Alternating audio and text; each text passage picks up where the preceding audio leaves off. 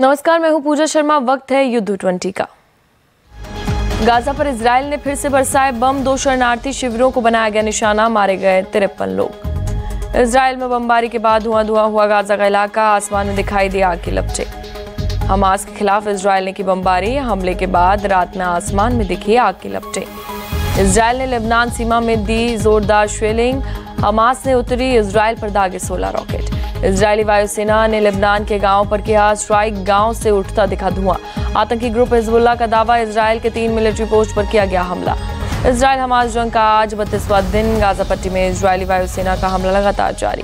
Gaza health ministry के मुताबिक अब तक 10,000 से ज्यादा फिलिस्तीनियों की मौत, 4,100 बच्चे और 2,640 महिलाओं की मौत। गाजा में नागरिकों को ह्यूमन शील्ड बना रहा हमास। अस्पताल के नीचे बनाई सुरंगें। इजराइल ने जारी किया वीडियो।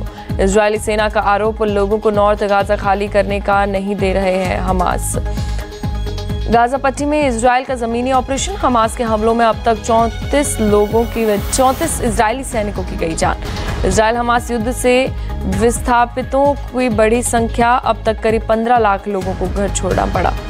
फिलिस्तीन समर्थकों ने टेकोमा पोर्ट पर रोका ट्रैफिक। इसी रास्ते से हाल ही में आया था सैन्य आपूर्ति जहाज।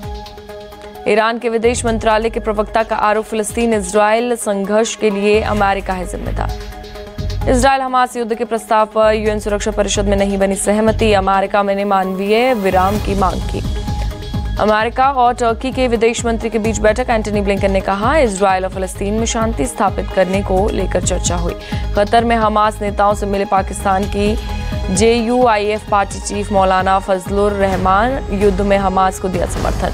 मौलाना फजलुर रहमान ने मुलाकात की तस्वीरें शेयर की। हमास के पॉलिटिकल चीफ इस्माइल हानिया खालिद मिशाल से मिले। पीएम मोदी ने ईरान के राष्ट्रपति से फोन पर बातचीत की। इजराइल हमास संघर्ष को लेकर हुई चर्चा।